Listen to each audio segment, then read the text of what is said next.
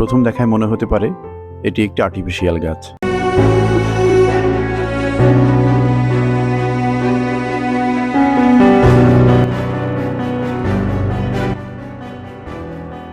কিন্তু আসলেই এটি কিন্তু মোটেই আর্টিফিশিয়াল নয়, এটি একটি জীবন্ত গাছ।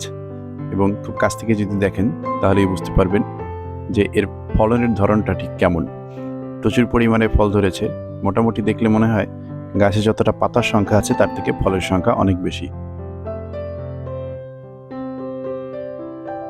এই গাছের অবিশ্বাস্য ফলন দেখে আপনারা হয়তো এরকম একটি গাছ ছাদ বাগানে রাখতে ইচ্ছে করবে। হ্যাঁ বন্ধুরা, আপনারা কিন্তু চাইলে খুব সহজেই এই গাছটি ছাদ বাগানে করতে পারেন। এতক্ষণ যে গাছটি আপনারা দেখছেন সেটার নাম হচ্ছে মালবেরি গাছ, এবং এটি একটি তুর্কি জাতের মালবেরি।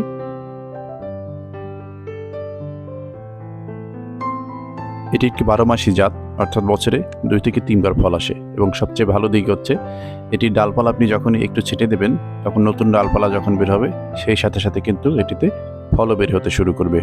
এবং সেই ছেটে দেওয়া ডালপালা যদি আপনি কোথাও পুঁতে রাখেন সেখান থেকে কিন্তু অনায়াসেই নতুন চারা বানানো সম্ভব। এই মালবেরি জাতটা কিন্তু খেতে প্রচুর মিষ্টি এবং অসম্ভব ভিটামিনে ভরপুর, সেই সাথে সাথে কিন্তু এটির একটি ঔষধি গুণও রয়েছে। তাই আপনারা যারা একই সাথে ঔষধি গুণ সম্পন্ন মিষ্টি ফল খেতে পছন্দ করেন এবং সেটা 12 মাসেই ছাদ বাগানে থাকবে, তারা কিন্তু অবশ্যই এই মালবেরির গাছটি লাগাতে পারেন। যারা নতুন ছাদ বাগানে রয়েছেন তাদেরকে আমি সাজেস্ট করবো যে আপনারা একটি মালবেরি গাছ দিয়ে শুরু করুন। এর অস্বাভাবিক ফলন দেখে আপনাদের মন ভরে যাবে এবং ছাদ বাগান করতে কিন্তু অনেক বেশি তখন উৎসাহিত হবেন।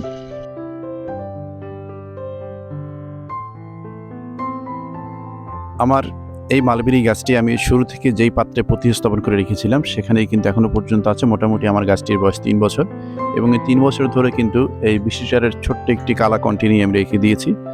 মাঝে মাঝে একটু মিশ্র সার প্রয়োগ করি, তাতেই কিন্তু এই গাছটিতে বেশ ভালো ফলন আসে এবং বেশ কষ্ট সহিষ্ণু। এই গাছটি প্রচুর রোদ কিংবা অনেক ঠান্ডা অথবা বর্ষার পানিও যদি আপনার টবে জমে থাকে এই গাছটি কিন্তু মারা যাওয়ার চান্স খুবই কম। গাছটিকে যদি একবার ভালো করে খেয়াল করে দেখেন তাহলে কিন্তু বুঝতে পারবেন যে এটির অসাধারণ ফলন এবং অবিশ্বাস্য ফলন। এটি কাছ থেকে না দেখলে আসলে বোঝা যায় না, তারপরে ক্যামেরার চোখে আপনাদের যতটুকু দেখানো সম্ভব ততটুকু দেখানোর চেষ্টা করেছি। একটু ভালো করে যদি দেখেন যেখানে পাতার থেকে ফলের সংখ্যা কিন্তু বেশি, এবং সবচেয়ে ভালো লাগার যে বিষয়টি সেটি হচ্ছে এখানে কিন্তু বিভিন্ন রঙের এবং বিভিন্ন সাইজের ফল রয়েছে। দেখুন এখানে সবুজ ফল রয়েছে, আবার কিছুটা গোলাপি রয়েছে, লাল ফল রয়েছে, আবার যেগুলো পরিপক্ক হয়ে গেছে সেগুলো কিন্তু কালো বর্ণ ধারণ করেছে। এবং এই কালো বর্ণ ধারণ করলেই কিন্তু এই ফলগুলি খেতে সব থেকে বেশি মিষ্টি হয়। এবং এই ফলগুলি যে পরিপক্ক হয়েছে সেটা আপনি এই রং দেখলেই বুঝতে পারবেন। পরিপক্ক ফলের রং একেবারে গাঢ় কুচকুচে কালো হয়ে যায়। এক একটা থোকাতে কিন্তু প্রচুর ফল ধরে আছে। এটা ছাদ বাগানে দেখতে যেমন সুন্দর, অর্নামেন্টাল হিসেবেও আপনি রেখে দিতে পারেন, আবার মুখরোচক ফল হিসেবেও কিন্তু আপনি এটা ছাদ বাগানে রাখতে পারেন।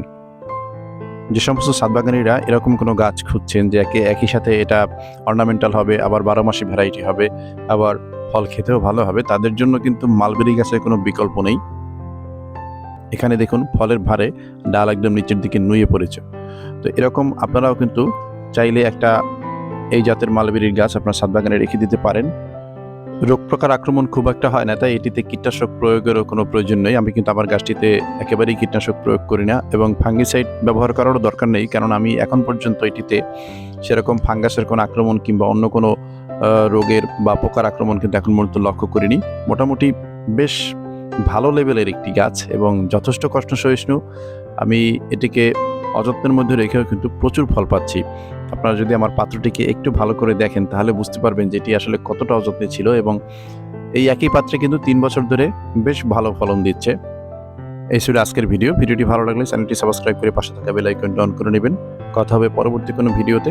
সেই পর্যন্ত ভালো থাকবেন, সুস্থ থাকবেন।